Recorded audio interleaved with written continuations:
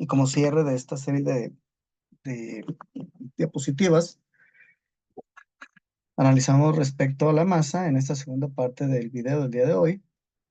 Dice que la masa es una magnitud que expresa la cantidad de materia presente en un cuerpo, medida por su inercia, o sea, su resistencia a adquirir una aceleración frente a la acción de una fuerza.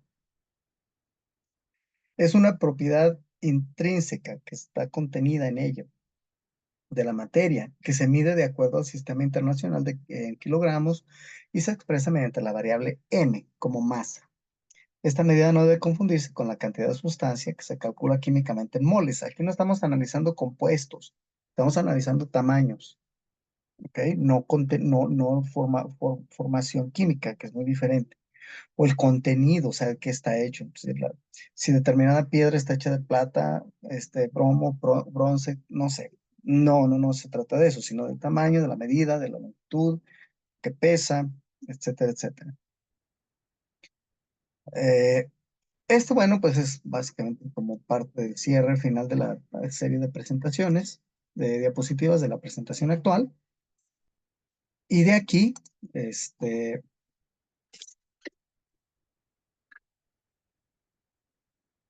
abrimos otra presentación, la cual voy a compartir con ustedes en un momento.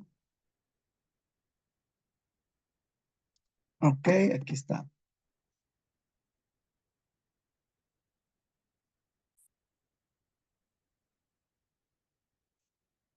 Y para trabajar este contenido, este material, presento el contenido siguiente.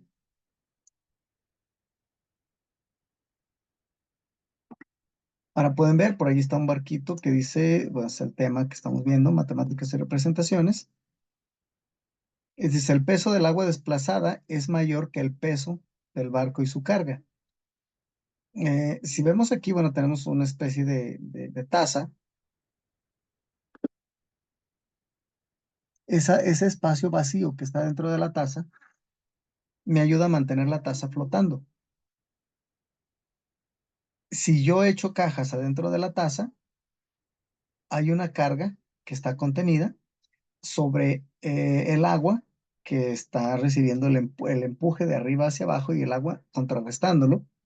Entonces dice que el peso del agua desplazada, es decir, el nivel del agua probablemente estaba hasta por aquí así. Entonces cuando yo sumerjo este barco, el nivel del agua sube de acuerdo al volumen y el peso que tienen este contenido adentro. Por eso dice que desplazado es mayor que el peso del barco y su carga. Y este principio de Pascal, aquí es donde lo vamos a, este, a poner en práctica. Si ustedes se fijan, hay una fuerza 1 donde empujamos y una fuerza 2 de salida. ¿Ok? Esta F1 contra esta F2. Esta área 1 contra esta área 2. Dice, en la imagen tenemos un coche de 1000 kilogramos por encima de un disco con un radio de 2 metros. O sea, de aquí a la orilla son 2 metros. Quiere decir que todo este tubo mide 4 metros. Por el otro lado tengo un disco de medio metro. Luego el depósito lleno de agua. Todo este contenido. La presión o fuerza que tenemos que ejercer en el disco pequeño ah, será la necesaria para poder elevar el coche de 1000 kilos. ¿Pero cuál es? Bien. Dice F1 es la fuerza que tenemos que ejercer en el disco pequeño. Aquí. Área 1 es el área de superficie del disco pequeño. Área 2 es la superficie del disco grande. Este de aquí. Si el principio de Pascal nos dice que esas dos presiones son iguales, esta y esta son iguales, entonces la presión es ejercida en el disco pequeño y la presión es ejercida en el disco grande. Son las mismas. P1 es la presión para el disco pequeño y P2 la presión para el disco grande. Entonces tenemos que la presión 1, esta es la fórmula. ¿Ok? Fuerza 1 entre área 1 y la presión 2 es igual a fuerza 2 entre área 2. Y dice Pascal que esas dos presiones son iguales, por lo tanto diríamos F1 entre A1 es igual a F2 entre A2. Si se cumple, Entonces, el área de la superficie de un disco es pi por su radio al cuadrado. Entonces, el área uno, esta área uno, es igual a pi por radio al cuadrado. O sea, pi por 0,52, que me va a dar igual a 0,785 metros cuadrados. Y el área 2 va a ser igual a pi por radio al cuadrado también, pero aquí el valor va a cambiar. ¿Por qué? Porque aquí mide 2 metros el radio. Entonces va a ser pi por 2 al cuadrado. Me va a dar 12,566 metros cuadrados. Siempre hay que poner las dos áreas en la misma unidad dentro de la fórmula. Metros cuadrados, metros cuadrados, lo que resulte. Si me dan diferentes valores, entonces tengo que convertirlos. Si me lo dan en centímetros, tengo que convertirlos a metros o viceversa. El dato que nos dan del coche son los 1.000 kilogramos, es su masa, ya que la unidad de fuerza es el newton. La fuerza es igual a la masa por la gravedad. Entonces, por lo tanto, primero tenemos que convertir estos 1.000 kilogramos de masa en peso. F1 es igual a masa por G, gravedad. La gravedad es igual a 9,8 metros por segundo al cuadrado. Aquí está, 9,8 metros por segundo al cuadrado, lo multiplico por 1.000 kilogramos y esto me da 9,800 newtons. ¿Ok? Aguas con esto porque son preguntas de exámenes, ¿sí? Recuerden entonces que ustedes pueden pausar, adelantar, regresar el video las veces que ustedes quieran para hacer sus anotaciones, sus cuadritos de fórmulas, etcétera, etcétera. Entonces, por eso vamos avanzando de esta manera, porque todo queda grabado. Ustedes tienen la posibilidad de regresarse y hacer lo necesario para poder hacer sus propias anotaciones, que no es bueno quedarse tampoco ahí. Hay que ir un poquito más, hay que profundizar, hay que ampliar conocimientos. ¿Ok? Bien, entonces, conociendo las áreas y una fuerza, la que debe ser en el lado del coche para levantarlo, es decir, 9,800 newtons. Sustituimos todos los valores conocidos en la fórmula de la igualdad de las dos presiones, porque aquí dijimos que estas eran iguales.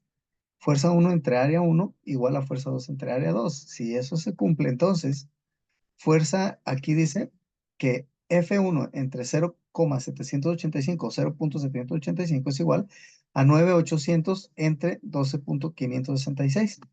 Si quiero despejar F1, ¿ok?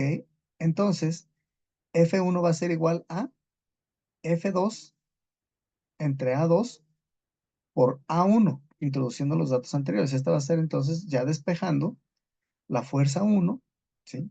Porque este 0,72 o 0,785 me lo voy a traer hacia el otro lado. ¿Ok?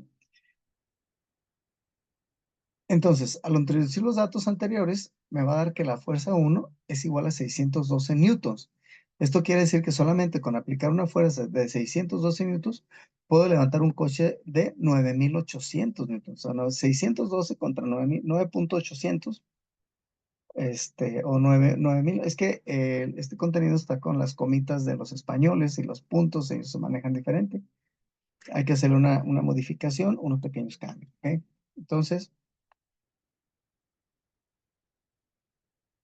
vamos a hacer un pequeño análisis.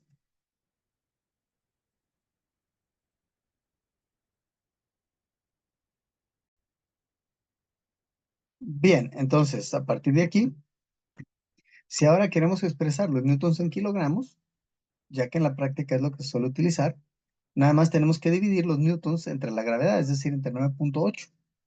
Entonces, este resultado, 602 entre 9,8, me da 62,4 kilogramos. Por lo tanto, la fuerza 2 es igual a m, a la masa 2 por la fuerza de gravedad, que va a ser igual a 9,800 entre 9,8, dándome un resultado de 1.000 kilogramos.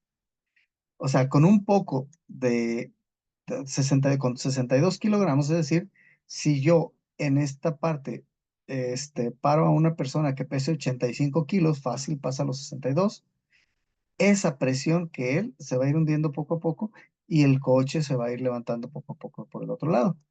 ¿Ok? Utilizando la prensa hidráulica, obviamente, y el principio de Pascal con los vasos comunicantes, es decir, con el tubo, con estas características.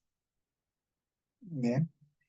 Este no es un material, digamos, muy grande, pero bueno, si se fijan, ilustra perfectamente a lo que nos estábamos refiriendo.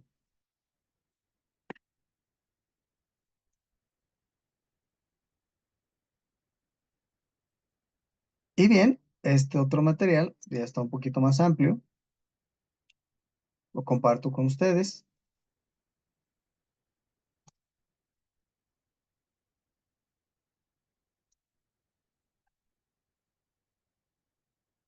Aquí estamos, ya lo estamos compartiendo y no hemos parado nuestra grabación. Quiere decir que seguimos. Ok. Y energía. Vamos a ver algunos conceptos que nos van a ayudar más adelante. Les repito, hay que hacer sus propias anotaciones con sus propias palabras de acuerdo a lo que hayan entendido. La energía se define como la capacidad de un sistema de poner en movimiento una máquina, o más rigurosamente, de realizar un trabajo. Su magnitud es igual al del trabajo requerido para llevar al sistema al estado correspondiente, desde uno de referencia, generalmente de un nivel de energía nulo, es decir, un objeto que está detenido, ¿cómo ponerlo en movimiento? Se necesita determinada cantidad de energía para poder mover el objeto y ponerlo en movimiento. Entonces, podemos definir como transformación de energía a la conversión de una energía a otra. ¿Cómo convertir una energía a otra? Es importante aclarar que la energía no se crea ni tampoco se destruye, solamente se transforma.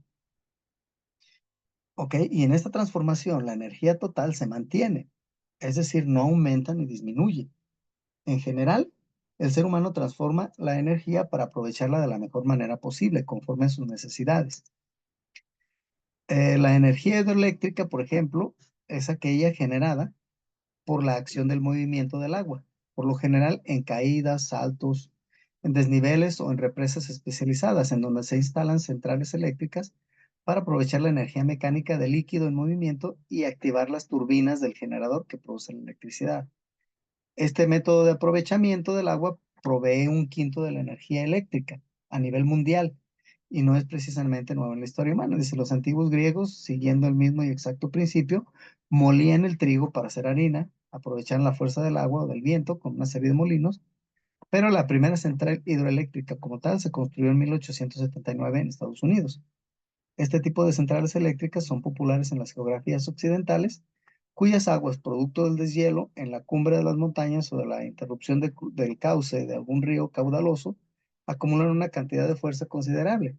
Otras veces se hace necesaria la construcción de una represa para controlar la liberación y almacenaje de agua y así propiciar artificialmente una caída de las magnitudes deseadas. Pues la potencia de este tipo de centrales puede variar desde las grandes y poderosas centrales que generan decenas de miles de megavatios hasta las llamadas centrales mini hidráulicas que generan apenas unos pocos megavatios. ¿Ok? Correcto. De acuerdo, entonces, al material presente,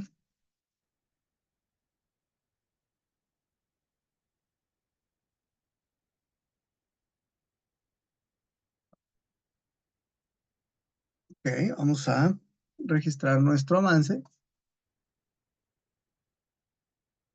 y a pausar el contenido para darle seguimiento en el siguiente video.